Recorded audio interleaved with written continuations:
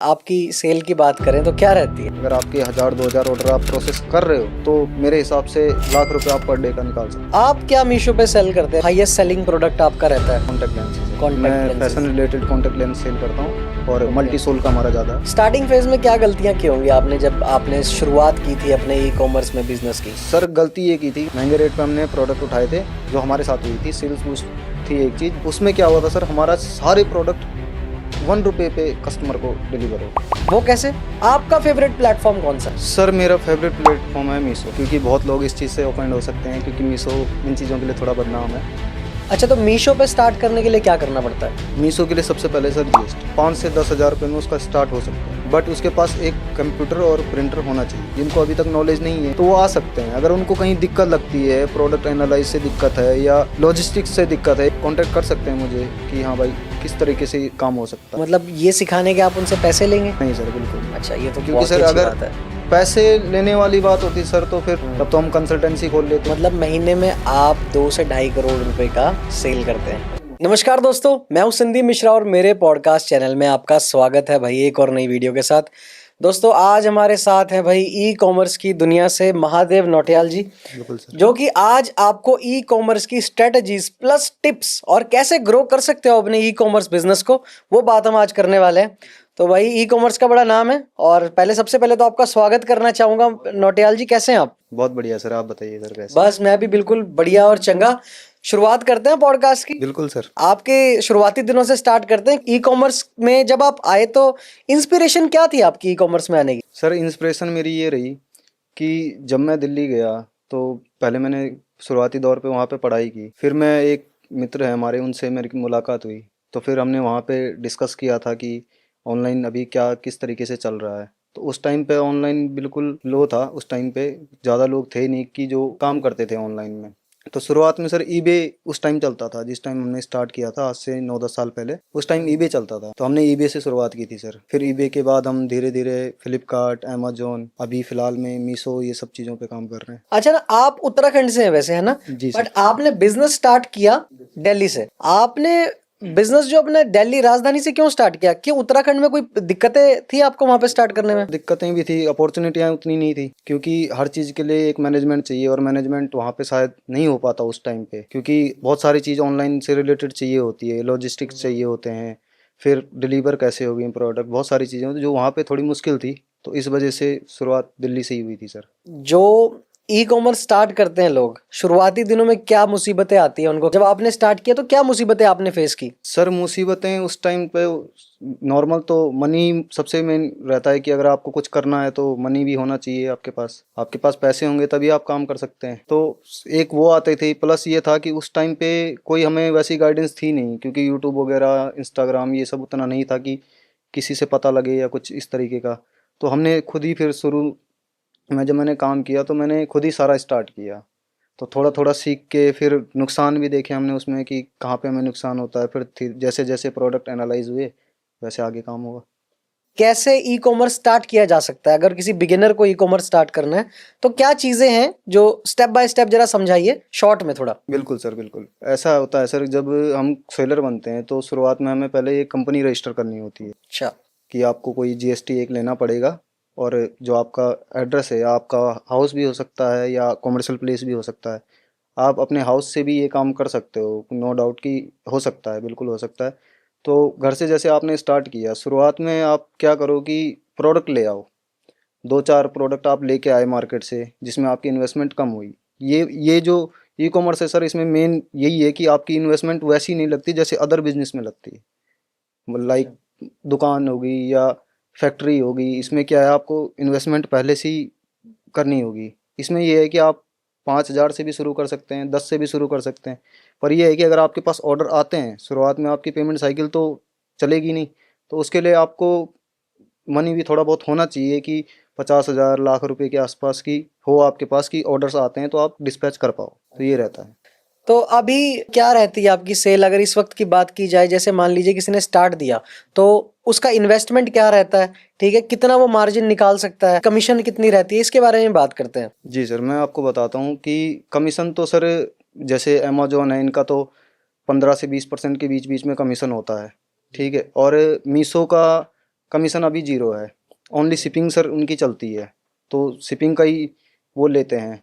और फिर अमेजोन इन सब का यही है, 15 से 20-25% के आसपास इनका कमीशन होता ही होता है। ऐसी कौन सी प्लेटफॉर्म्स हैं जिन पे आप मतलब प्रेफर करते हो काम करना अपना, ये ई कॉमर्स से रिलेटेड? क्योंकि नाम तो बहुत बड़ी बड़ी कंपनीज के हैं। अभी अमेजोन की बात कर लीजिए आप, और साथ में फ्लिपकार्ट की बात कर लीजिए, मिंत्रा की बात कर लीजिए, मीशो की बात कर लीजिए।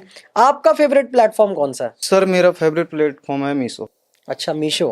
क्योंकि बहुत लोग इस चीज़ से ऑफेंड हो सकते हैं, क्योंकि मीशो इन चीज़ों के लिए थोड़ा बदनाम है। पर मीशो है, मीशो क्योंकि अगर कोई बिगनर है, उसको स्टार्ट करना है, तो वो एकदम अमेजोन या फ्लिपकार्ट मिंत्रा पे जाना शायद मुश्किल है, क्योंकि वहाँ पे डॉक्यूमेंटेशन बहुत ज़्यादा है।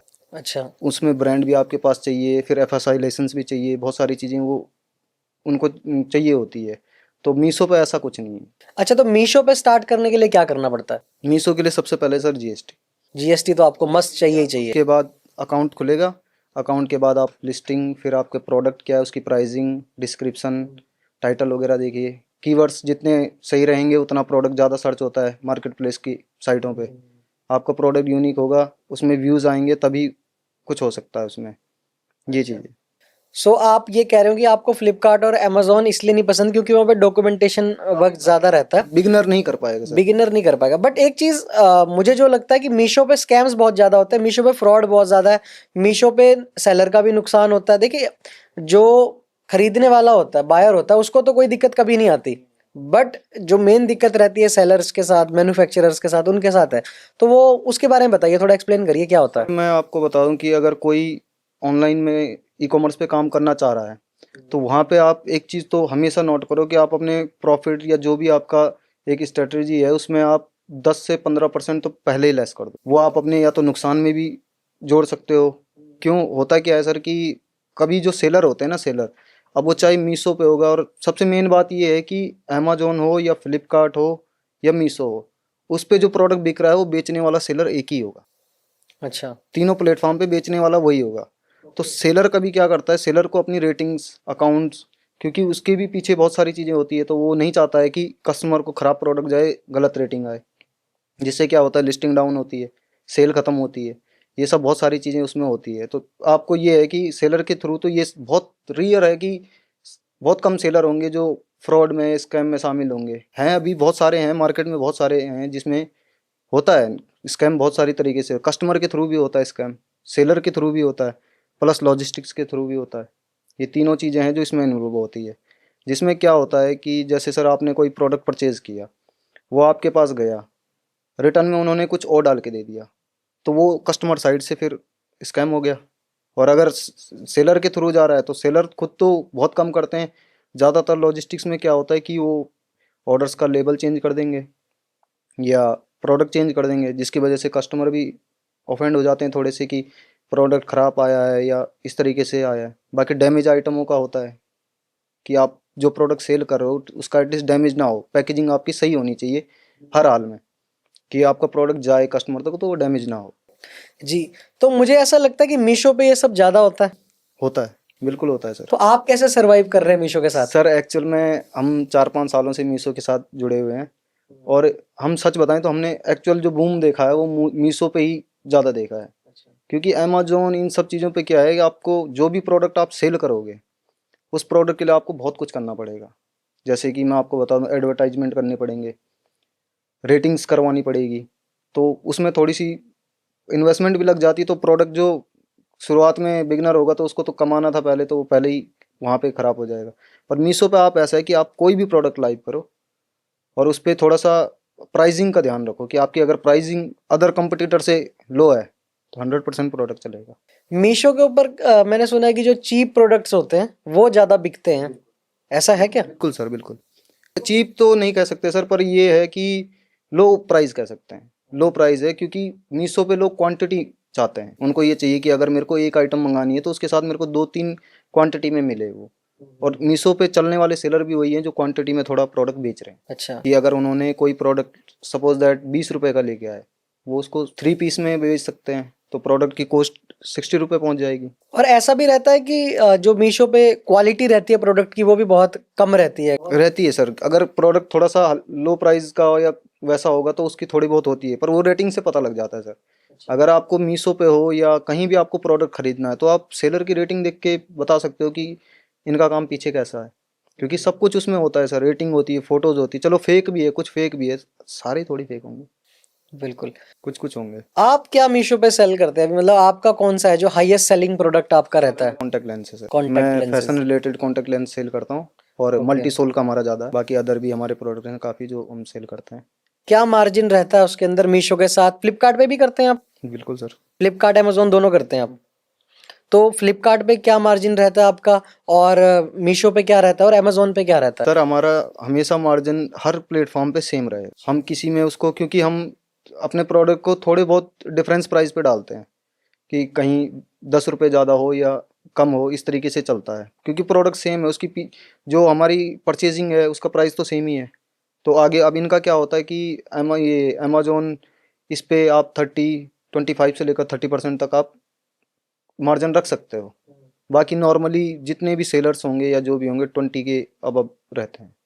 चलो ये तो मार्जिन की बात है ना, बट जो कंपनी कमीशन लेती है, जो अपने ई कॉमर्स प्लेटफॉर्म्स हैं, जो प्लेटफॉर्म की कमीशन होती है, वो कैसे रहती है? सर रहती है ना 50% 20% इसके बीच में रहती है। अब वो उसमें क्या करते हैं कि वो उसमें शिपिंग भी जोड़ेंगे, शिपिंग को लेके कमीशन, ये सब जोड़ के फिर एक अमाउंट बना के बनाएंगे एक प्रोडक्ट का, जो कि 5000 ग्राम से नीचे होगा, क्योंकि डायमेंशन के हिसाब से प्रोडक्ट का शिपिंग सेलेक्ट होती है। अगर वो उससे ऊपर है तो उसका प्राइस कुछ और होगा, अगर उससे लो है तो उसका प्राइस कुछ और होगा। तो ये रहता है सर। कौन सा मंथ ऐसा रहता है कि जब आपका रहता है सबसे ज्यादा कि यार अब इस बार बहुत बढ़िया सेल होने वाली है, और हर किसी प्लेटफॉर्म का अलग अलग रहता है या सेम रहता है सबका? सेम रहता है, क्योंकि फेस्टिवल है, सारा फेस्टिवल का रहता है, क्योंकि फेस्टिवल जब आते हैं, जैसे हमारे इंडिया में मेन दिवाली है, तो दिवाली में एक मंथ पहले से और एक मंथ दिवाली के बाद तक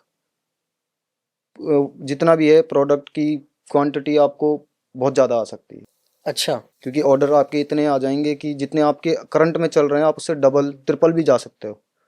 प्लस अगर आपके ऐड चल रहे हो तो हो सकता है बेटर हो जाए।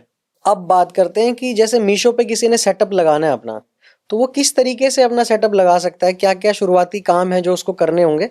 जैसे आपने बताया कि बाकियों में तो डॉक्यूमेंटेशन ही बहुत ज़्यादा है, तो वहीं पे मारा जाएगा इंसान, है ना? बट अगर कोई बिगिनर है तो वो कितना इन्वेस्ट करके अपना शुरू कर सकता है काम? सर मैं बताऊं तो 5 से 10 हज़ार रुपये में उसका स्टार्ट हो सकता है, बट उसके पास एक कंप्यूटर और प्रिंटर होना चाहिए, ओके।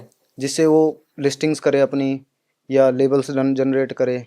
और रही प्रोडक्ट, तो 4-5 हज़ार में आप अगर दो दो पीस करके भी कोई प्रोडक्ट लेते हैं तो आपके काफ़ी आइटम्स आ सकती है। क्या क्या चीज़ें रहती हैं मीशो के ऊपर या किसी भी ई कॉमर्स प्लेटफॉर्म के ऊपर जो ज़रूरी रहती है, मतलब करनी ही करनी है? जैसे आपने लिस्टिंग अभी बात की, और प्राइसिंग की बात कर रहे हैं आप उसके अंदर, और जो एडवर्टीजमेंट रहती है वो रहती है, वो क्या क्या किस तरीके से रहता है, ज़रा बताइए। सर ऐसा होता है कि जब हम कोई प्रोडक्ट लॉन्च करते हैं, लाइक हमने मीशो पे कोई प्रोडक्ट लिस्ट किया, हमने उसकी डिस्क्रिप्शन वगैरह, प्राइसिंग सब अदर लोगों से थोड़ा सा ठीक रखी है, कि जिससे कि प्रोडक्ट सेल हो। कीवर्ड्स होने बहुत ज़रूरी है, प्रोडक्ट के जितने भी कीवर्ड्स और टाइटल होगा प्रोडक्ट का, वो मोस्ट इंपॉर्टेंट होता है हमेशा से। जब हम प्रोडक्ट लिस्ट हो जाता है तो वो मीशो की तरफ से क्यूसी पास होके आपके पास आपके प्लेटफॉर्म पे दिखने लग जाएगा कि हाँ आपका ये प्रोडक्ट है। फिर आप अगर चाहते हो उस पर ऐड वगैरह लगाना तो आप उस पर ऐड लगा सकते हो, और अगर आप ऐड नहीं लगाना चाहते हो या कुछ टाइम का वेट है आप कर सकते हो, तो आपको ऑर्डर आएंगे, 100% आएंगे। तो नौटियाल जी, बेसिकली अगर आपकी मैं बात करूं तो आप अभी मैन्युफैक्चर कर रहे हैं प्रोडक्ट्स को, या फिर आप आउटसोर्सिंग करते हैं? सर हम आउटसोर्सिंग करते हैं। उसमें कोई फ़ायदा रहता है आउटसोर्सिंग में? सर आउटसोर्सिंग में फ़ायदा बिल्कुल है, कैसे? क्योंकि सर हम हैं सेलर। अब अगर हमें प्रोडक्ट बेचने हैं, कस्टमर को अपना प्लेटफॉर्म दिखाना है, अपनी कंपनी दिखानी है, तो उसके लिए आपके पास आइटम प्रोडक्ट्स काफ़ी सारे होने चाहिए। मैन्युफैक्चरिंग में क्या है सर, आपको एक प्रोडक्ट बनाने के लिए भी काफ़ी सारे सोर्स लगाने पड़ते हैं, मशीनरी लगानी पड़ती है, काफ़ी सारी चीज़ें। फिर आप अगर प्रोडक्ट बनाओगे और फिर उसको सेल करोगे तो शायद ई कॉमर्स में नहीं आ पाओगे शुरू में। तो ज़्यादा पैसा किस में होता है वैसे? ज़्यादा पैसा सर रीसेलिंग में ज़्यादा है, क्योंकि अच्छा, रीसेलिंग में रीसेलिंग। आपको प्रोडक्ट, अब मैन्युफैक्चरिंग करवाओगे, क्या पता आपको वही प्रोडक्ट हैवी रेट पर पड़ रहा हो, आपको पता ही नहीं हो, ऐसा भी हो सकता है। मेरे ख्याल से इंडिपेंडेंसी भी ज़्यादा रहती होगी आउटसोर्सिंग में, आप कोई भी प्रोडक्ट उठा के बेच सकते हैं, किसी का भी उठा के, है ना? और आपको क्वांटिटी में भी बनाना पड़ेगा सर, वो प्रोडक्ट आप लोग क्वांटिटी में भी बना सकते हैं। अगर आप किसी से परचेज करके ले रहे हो तो आप 2 पीस भी ला के सेल कर सकते हो। अच्छा, इसमें कॉपी का सीन भी रहता है कि लोग कॉपी कर लेते हैं, आपके प्रोडक्ट्स उठा के डाल दिए, इससे कितना बड़ा नुकसान होता है मतलब सेलर को? सर बहुत नुकसान होता है इससे, क्योंकि मैं आपको बता दूं कि जितने भी मीशो पे तो सर कॉपी का सिस्टम है नहीं। आप फोटोज़ कॉपी कर सकते हो, उसकी डिस्क्रिप्शन कॉपी कर सकते हो, बट एक प्रोडक्ट को कॉपी करके अपने प्लेटफॉर्म पे सेल नहीं कर सकते। बट अमेजोन और फ्लिपकार्ट में ऐसा है।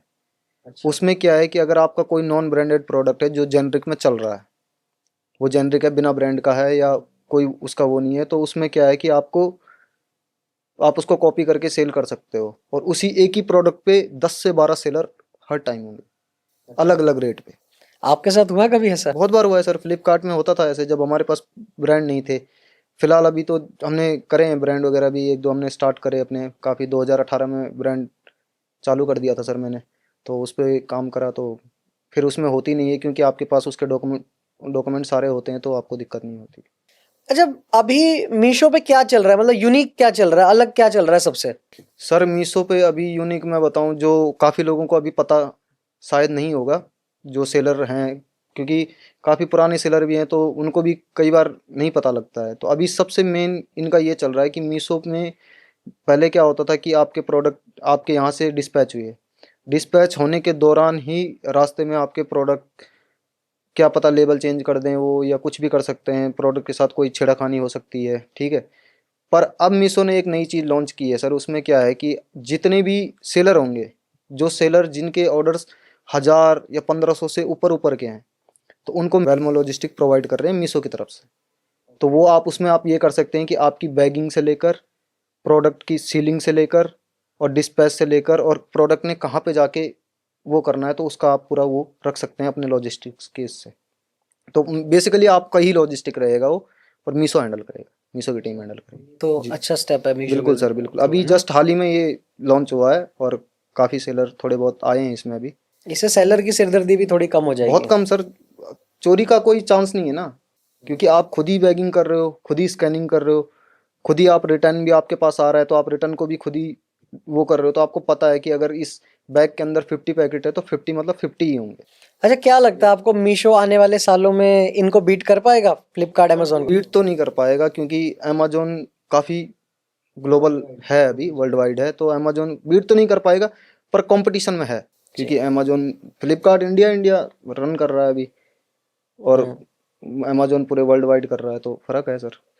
अच्छा, आपने एक चीज देखी होगी कि मीशो जैसे प्लेटफॉर्म्स इंडिया के अंदर बहुत आए थे पहले, ठीक है, जैसे कि आपने ईबे की बात की पहले, है ना? हाँ, ईबे आया ईबे था, आया था, शॉपक्लूज आया था, शॉपक्लूज आया था, स्नैपडील शॉपसी, आया था। स्नैपडील, काफ़ी सारे आए थे सर। और स्नैपडील का नाम तो काफी बड़ा था उस टाइम पे, काफ़ी, हाँ उस टाइम शुरू में काफ़ी बड़ा था। है ना? बिल्कुल बिल्कुल। फ्लिपकार्ट और अमेजोन से भी ज्यादा ग्रोथ उस टाइम स्नैपडील की स्नैपडील थी, की हो रही थी। स्नैपडील की थी।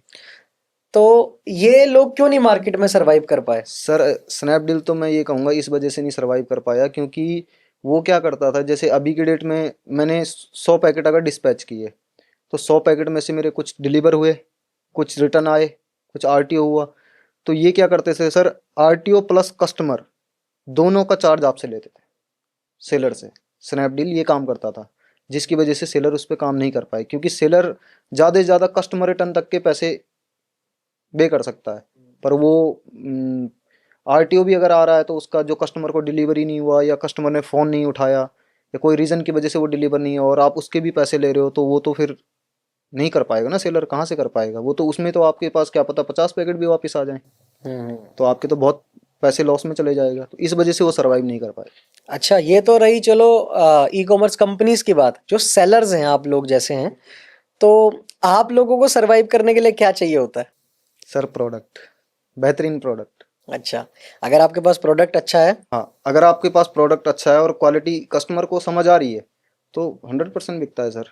लोग, क्योंकि इंडिया काफ़ी बड़ा मार्केट है, और इतना बड़ा मार्केट सर हैंडल हो सकता है अगर करने वाले हों तो। काफी न्यू सेलर्स आते हैं मार्केट में, फिर कुछ दिन चलते हैं, फिर उसके बाद बंद हो जाते हैं। क्या गलतियां रहती हैं जो सेलर्स अक्सर करते हैं?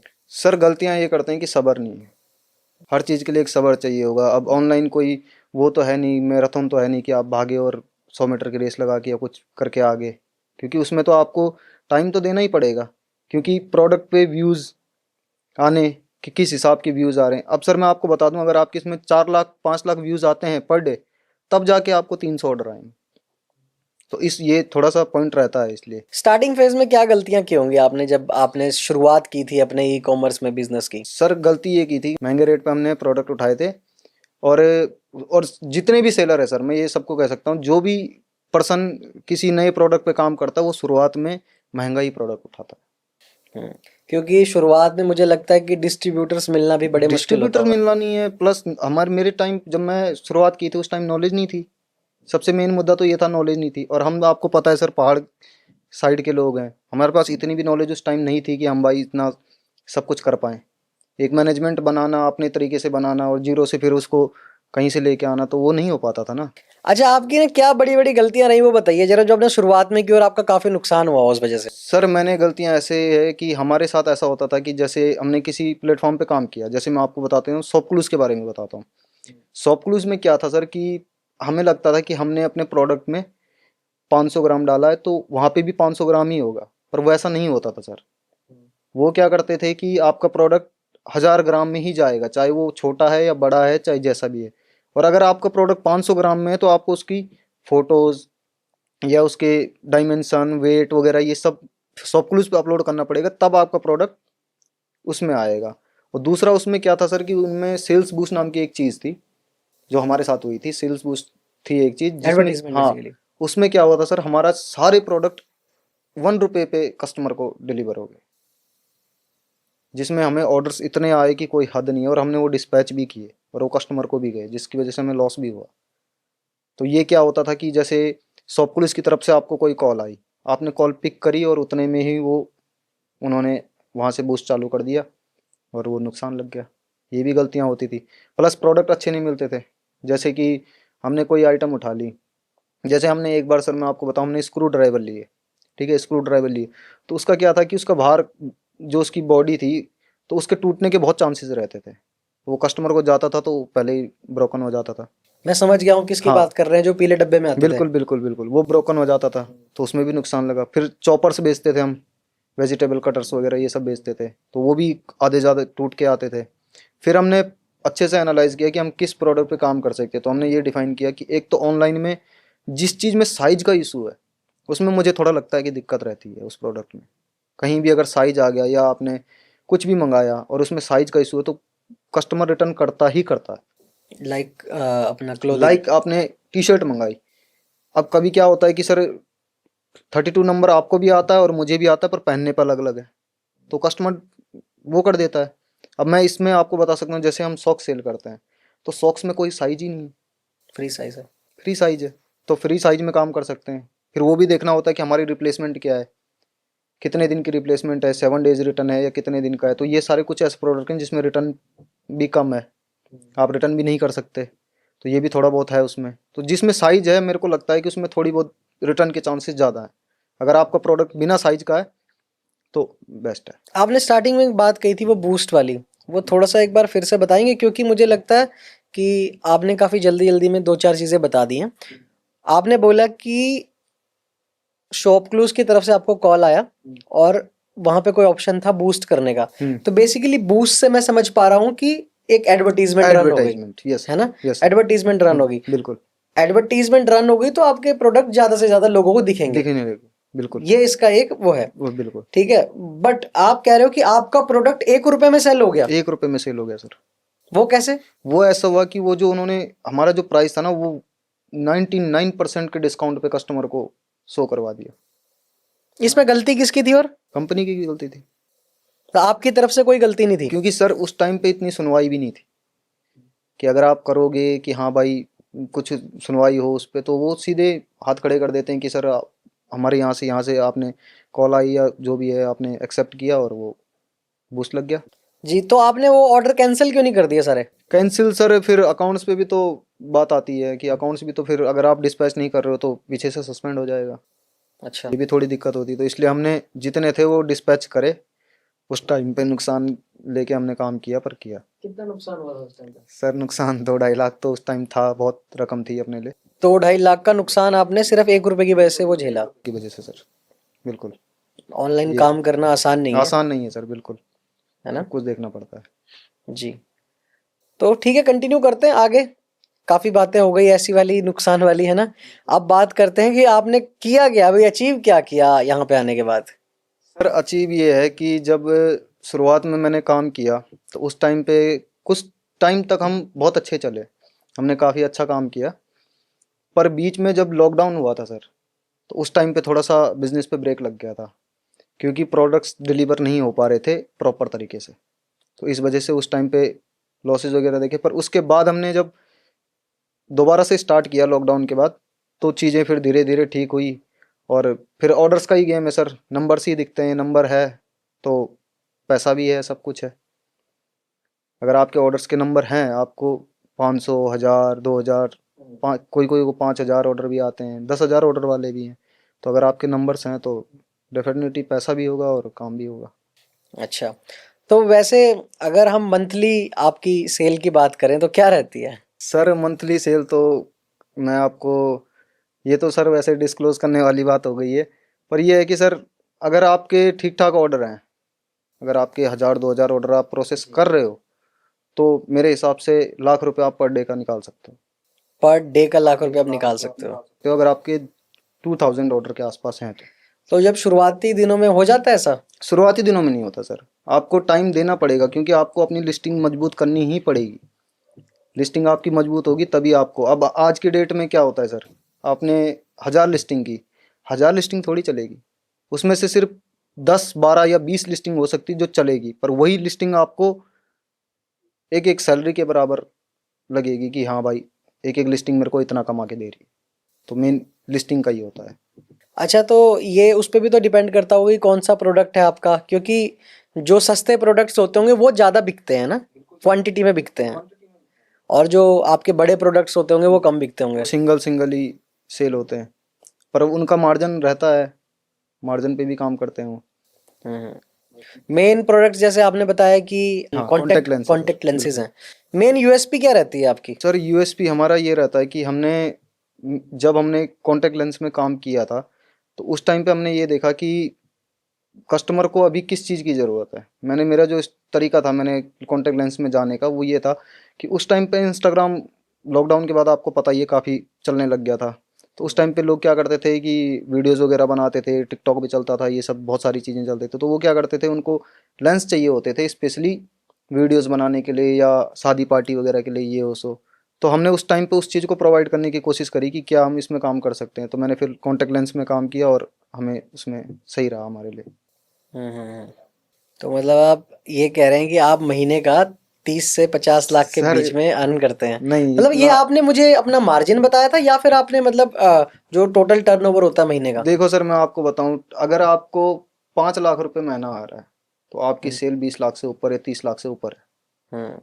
सेल आपकी उससे ऊपर है, क्योंकि उसमें काफ़ी ज़्यादा पैसे जुड़ जाते हैं। आप समझना, आप कैसे, जैसे कि आपका आइटम 50 रुपए का है, उस पर 120 रुपये फ्लिपकार्ट का चार्जेस भी होंगे, तो वो सेल ऑटोमेटिक ही बहुत ऊपर चली जाती है। पर यह है कि अगर आप अपने ऑर्डर्स के हिसाब से लगाएं कि हाँ भाई, अगर मैं आज 1000 ऑर्डर प्रोसेस कर रहा हूँ और उसमें मेरे 100 RTOs या रिटर्न भी बन सकते हैं, तो 900 ऑर्डर तो डिलीवर होंगे। तो आप उसमें लगा सकते हैं कि अगर आपको एक प्रोडक्ट पे भी 30, 40 या 50 रुपए का भी मार्जिन आ रहा है, तो आप लगा सकते हो हिसाब कि क्या है उसमें। अच्छा, तो जैसे उत्तराखंड से आप है ना, उत्तराखंड में आपने खुद नहीं स्टार्ट किया, उत्तराखंड में परेशानियां भी बहुत है। मतलब आपको पता होगा उत्तराखंड के अंदर हम रिवर्स पलायन की बात करते हैं कि आजकल लोग बोल रहे हैं कि रिवर्स पलायन कर लीजिए। रिवर्स पलायन में आपको बता देता हूँ क्या है। बेसिकली जो लोग पहाड़ छोड़ के जा चुके हैं ना, अपने घर छोड़ के जा चुके हैं, उनको दोबारा से वहां पे बसाना। बेसिकली उनके पास रोजगार नहीं था, इसीलिए वो लोग वहां से निकल गए। बट आज उनके पास अपॉर्चुनिटी है। ठीक है, आपने बताया ई कॉमर्स भी है, पहले सिर्फ खेती बाड़ी थी। अब मुझे ऐसा लगता है कि ई कॉमर्स एक अच्छा अपॉर्चुनिटी बन सकता है, क्योंकि खुद से कुछ भी नहीं लग रहा है। बेसिकली आप किसी आउटसोर्स से सामान उठा रहे हैं, आप सिर्फ उस पर कमीशन ले रहे हैं। आपको क्या करना है, लिस्टिंग करनी है और आपको समझना है प्लेटफॉर्म कैसे काम करता है ना। उसके बाद आपका ऑटोमेट एक बार हो गया तो आपको कुछ करने की जरूरत नहीं है ना। आपने स्टार्टिंग में बताया कि आपको एक कंप्यूटर और एक प्रिंटर चाहिए और इंटरनेट का कनेक्शन चाहिए।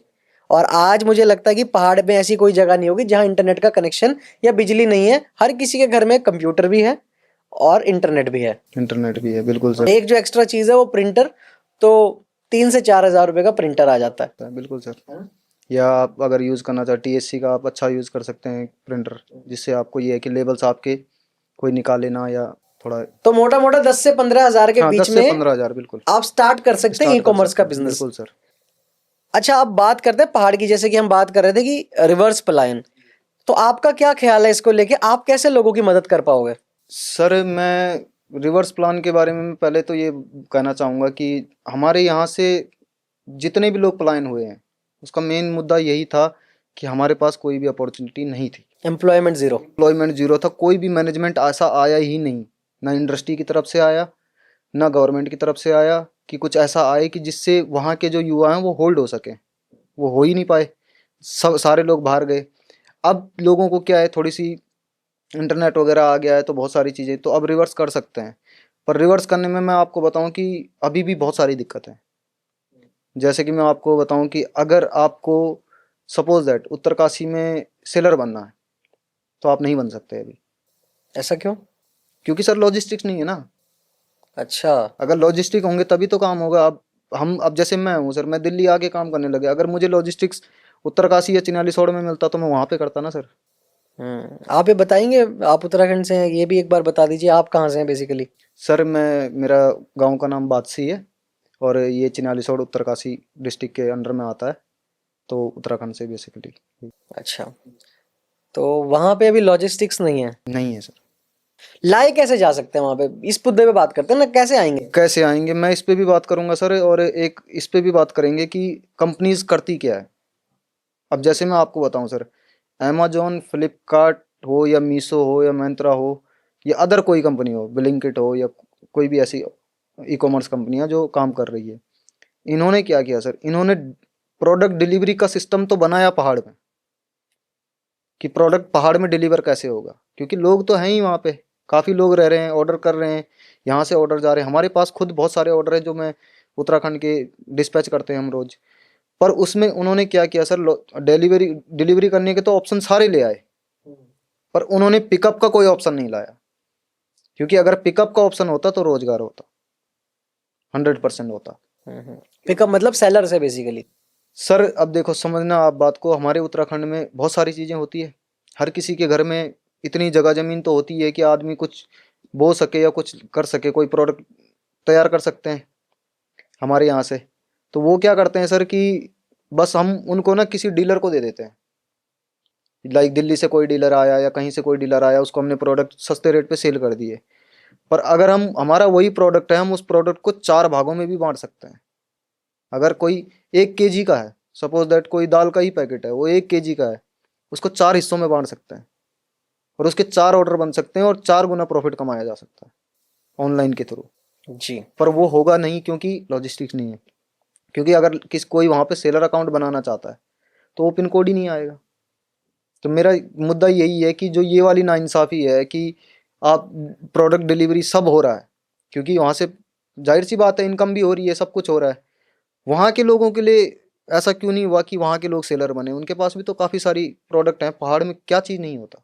पहाड़ में मुझे लगता है ऑर्गेनिक चीजें ज्यादा सेल आउट कर सकते हैं लोग, दाल बेच सकते हैं, क्या वहाँ की सब्जियां बेच सकते सर, हैं। मसाले, ऊपर आप जितना ऊपर ऊपर जाओगे आपको हर तरीके की आइटमें मिलेगी, सारी सेल हो सकती है। पैकेजिंग का ही तो रहता है, उसको पैकेट में पैक करना है या उसको बनाना है, वो थोड़ा सा रहता है। एफएसआई लाइसेंस है, आप ये सब लेके आप कोई भी प्रोडक्ट पे काम कर सकते हो। जो ये ऑर्गेनिक प्रोडक्ट्स रहते हैं, जैसे मान लीजिए दाल है या आटा है, चावल है, इसके ऊपर भी लेना पड़ता है लाइसेंस? बिल्कुल सर, फूड रिलेटेड आइटम है ना, आपको लाइसेंस लेना ही पड़ेगा। पर ये है कि इजीली मिल जाता है आपको, उतना कोई वो नहीं है नहीं। पर सबसे मेन ये है कि इन्होंने एक तो ये लॉजिस्टिक का नहीं किया। अब आपका सवाल था कि हम वहाँ पे कैसे कर सकते हैं। मेन क्या है सर कि अगर कंपनियां तो कोई आने से रही, उनको आना होता तो अब तक आ चुकी होती। उनको अगर ऐसा कुछ होता है कि वहाँ पे भी लोगों को रोजगार मिले या काम करे तो वो तो आने से रहे, वो तो आएंगे नहीं सर। पर मैं ये कह सकता हूँ सर कि अगर मुझे या टीम को 50 से 100 लोग भी अगर डीएम करके ये कहते हैं कि हम ऑनलाइन सेलर का बनना चाहते हैं या ई कॉमर्स का काम करना चाहते हैं, तो सर लॉजिस्टिक हम ला सकते हैं। जी। तो उत्तराखंड में अगर कोई काम करना चाहे, आपके साथ जुड़ना चाहे उत्तराखंड का कोई बंदा, तो कैसे जुड़ सकता है आपके साथ? सर कैसे जुड़ सकता है? आप इंस्टाग्राम पे मैसेज कर सकते हो या व्हाट्सअप वगैरह पे इस तरीके से कांटेक्ट कर सकते हो। बाकी हमारे नंबर्स हैं वो आपको प्रोवाइड हो जाएंगे, आप उन पे भी कांटेक्ट करवा सकते हैं। अच्छा, बेसिकली जब आपने स्टार्ट किया था तो आपको उत्तराखंड में बहुत दिक्कतें आई होंगी। क्या आज उत्तराखंड उसी हालत में है या बदल चुका है अब? सर थोड़ा सोच के मामले में तो बदला है, क्योंकि थोड़ा आज के डेट में लोगों को चीज़ों से अवेयर हो रहे हैं।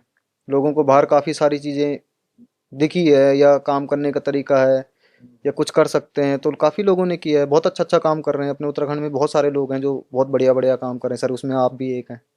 ठीक है, सर हम तो बहुत अच्छा काम कर रहे हैं। मैं तो ठीक सिर्फ है, एक क्रिएटर हूँ, मैं बिल्कुल पॉडकास्टिंग करता हूँ और ब्लॉग्स बनाता हूँ, इससे ज्यादा तो बिल्कुल मुझे सर। लगता नहीं मैं कुछ कर पा रहा हूँ। सर अब एक बात बताइए, अब आपके आपके थ्रू हम आपके पास आए, जी। इसी वजह से हम आगे दो लोगों तक बात पहुंचा पाएंगे कि हाँ भाई आप भी लोग भी ऐसा कर सकते हैं। हम्म। हम कर सकते हैं तो आप भी कर सकते हो, हम भी वहीं से हैं जहाँ से आप हो। जी जी जी। तो यही है सर।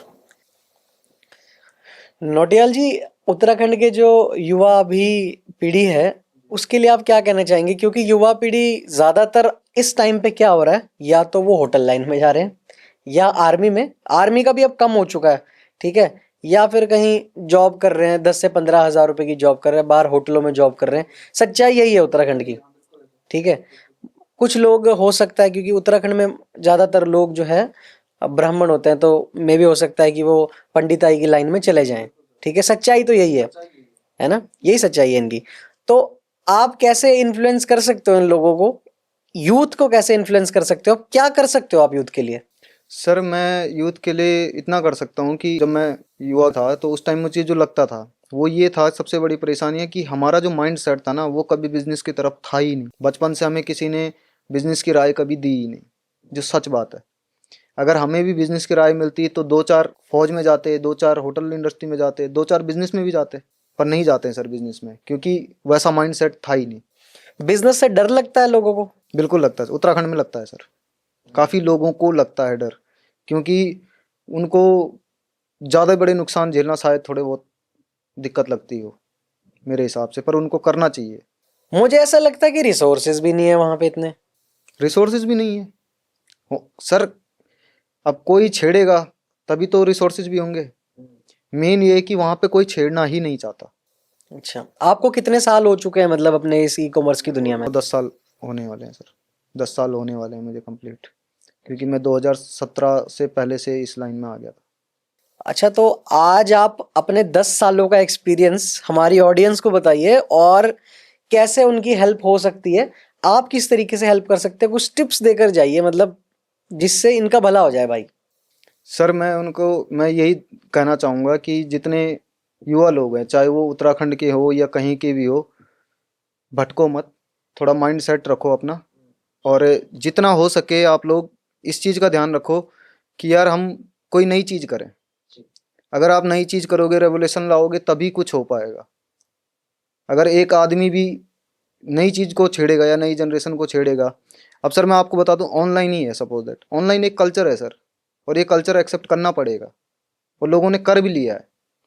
और इस कल्चर में अगर हमारी साइड के भी कुछ लोग आ सकते हैं जिनको अभी तक नॉलेज नहीं है या कुछ नहीं है, तो वो आ सकते हैं। अगर उनको कहीं दिक्कत लगती है, प्रोडक्ट एनालाइज से दिक्कत है या लॉजिस्टिक्स से दिक्कत है या कुछ है, तो वो कांटेक्ट कर सकते हैं मुझे कि हाँ भाई किस तरीके से काम हो सकता है। आप क्लासेस भी देते हैं? क्लासेस नहीं सर। तो कैसे कैसे होगा मतलब सब? सर कांटेक्ट कॉल में सर टीम कोई ना कोई कर ही देगा उनको कनेक्ट कि हाँ भाई किस तरीके से काम होता है। मतलब ये सिखाने के आप उनसे पैसे लेंगे? नहीं सर, बिल्कुल नहीं। अच्छा, ये तो क्योंकि बहुत ही सर अच्छी अगर बात है। पैसे लेने वाली बात होती सर तो फिर तो काफ़ी सारी चीज़ें हैं करने के लिए। हम्म। तब तो हम कंसल्टेंसी खोल लेते कि हाँ भाई हम्म। कंसल्टेंसी पे काम करें। अब जैसे ऑनलाइन में था, तो ऑनलाइन में आने का मेरा एक जो खुद का पर्सनल मुद्दा जो था कि मेरे को ऑनलाइन में क्यों जाना है, वो था कस्टमर। क्यों? क्योंकि अगर मैं सपोज दैट कोई शॉप खोल लेता या कोई ऐसा बिजनेस कर लेता, तो मुझे मेरे लोकल ही कस्टमर मिलते जो मेरे आसपास के हैं। पर जिस दिन मैंने ऑनलाइन में कदम रखा, मेरे को पूरा इंडिया मिल गया जिसमें मैं सेल कर सकता हूँ। वो पूरे इंडिया के कस्टमर मिले, और उनके साथ अच्छा एक्सपीरियंस रहा हमारा, जो भी हमने सेल किया अब तक या 9-10 सालों से कर रहे हैं, अच्छा एक्सपीरियंस रहा। राइट। काफ़ी लंबा टाइम हो गया मुझे लगता है हमारी बातें काफ़ी लंबी, और ये मुझे ऐसा लगता है कि ये बातें काफ़ी लंबी हो भी सकती हैं। इसके ऊपर काफ़ी चीज़ें अभी मुझे लगता है छूट भी गई होंगी, बट काफ़ी इन्फॉर्मेटिव बातें इसके अंदर हुई हैं। और मुझे लगता है अगर किसी को ज़रूरत है, है। मतलब ई कॉमर्स स्टार्ट करना चाहता है या सोच रहा है अपने दिमाग में ना, तो वो आपसे कांटेक्ट करके अपने डाउट्स क्लियर कर सकता है और आपसे जुड़ के वो काम भी कर सकता है ना। बिल्कुल सर। और अभी तो सर मैं ये बताऊं कि जितने भी युवा हैं, तो अभी स्क्रॉल फोन को स्क्रॉल पे कम ध्यान दो और सीक्वल पे ज़्यादा ध्यान दो, ज़्यादा बढ़िया रहेगा। क्योंकि आप अभी की डेट में आप कोई भी प्लेटफॉर्म उठाओ, इंस्टाग्राम उठाओ या कोई भी उठाओ, उसमें दो चार चीज़ें यही तो है कि आप किस तरीके से बिजनेस होते हैं, किस तरीके फार्म है, ये है, कितनी सारी चीज़ें हैं। करने वाले बनने की थोड़ी सी ज़रूरत है। और हमारे यहाँ जो माइंड सेट है, वो माइंड सेट बदलने की बहुत ज़रूरत है। क्योंकि अब हमारे यहाँ के लोगों को इंडस्ट्री में आना पड़ेगा। जब तक इंडस्ट्री में नहीं आएंगे तब तक कुछ होगा भी नहीं। सो काफ़ी इन्फॉर्मेटिव पॉडकास्ट हो चुका है दोस्तों। ये एपिसोड बहुत ही शानदार रहा, क्योंकि भाई आज हमारे साथ थे महादेव नौटियाल जी, ई कॉमर्स की दुनिया से, जिन्होंने 10 साल का एक्सपीरियंस अपना हमें आज आप लोगों के साथ शेयर किया, हमारे साथ शेयर किया। और मैं उम्मीद भी करता हूँ कि ये आपके जो टिप्स हैं जो आज आपने दिए हैं, और जो गलतियाँ आपने की हैं, जो ई कॉमर्स का बिजनेस स्टार्ट करना चाहते हैं वो नहीं करेंगे, और आपसे सीखने को काफ़ी कुछ मिलने वाला है लोगों को, है ना। बिल्कुल सर। और बाकी महादेव नौटियाल जी को आप लोग कांटेक्ट कर सकते हैं, डिस्क्रिप्शन में इनका नंबर प्लस इनके इंस्टाग्राम हैंडल्स और जो भी इनका ऑफिशियल हैंडल होता है वो आपको मिल जाएगा, है ना। जाते जाते कुछ कहना चाहेंगे नौटियाल जी? कहना यही चाहूँगा कि अपना उत्तराखंड आगे आए, हमें अच्छा लगेगा। क्योंकि हम भी देखना चाहते हैं, क्योंकि दिल्ली शहर में जब मैं गया और वहाँ पे काफ़ी सारे बिजनेसमैन जो मेरे कलीग भी बने हैं और काफ़ी सारे मैंने देखे भी है, तो वहाँ पे भी थोड़ा जगह बनाने वाली बात होती है सर। क्योंकि फिर हमारे पे फिर पहाड़ी का वो भी लग जाता है कि चलो ये तो पहाड़ी हैं, ये तो मेहनत ही कर पाएंगे, दिमाग तो वैसे भी नहीं लगाएंगे। तो हमने वो माइंडसेट भी चेंज किया है कि नहीं, काम कर सकते हैं। अगर अपॉर्चुनिटियाँ मिले तो हम काम कर सकते हैं। और हर हर पहाड़ी हो चाहे कोई भी युवा हो भाई, कर सकता है, 100% कर सकता है, अगर थोड़ा सा पेशेंस और अपनी परेशानियों को खुद झेलना सीखें, वो ज़्यादा बढ़िया है। तो उससे आप 100% आगे बढ़ोगे, चाहे लेट सवेर हो पर बढ़ोगे जरूर। थैंक यू सो मच दोस्तों, यहाँ तक अगर आपने पॉडकास्ट देखा है तो भाई आपका बहुत बहुत धन्यवाद। आपको वीडियो कैसी लगी, एपिसोड कैसा लगा, कमेंट बॉक्स में बताइए। कुछ डाउट्स हैं तो वो भी आप कमेंट में लिख सकते हैं। अगर आप भी ई कॉमर्स स्टार्ट करना चाहते हैं तो कांटेक्ट कर सकते हैं। मिलते हैं किसी और एपिसोड में, तब तक के लिए बाय बाय।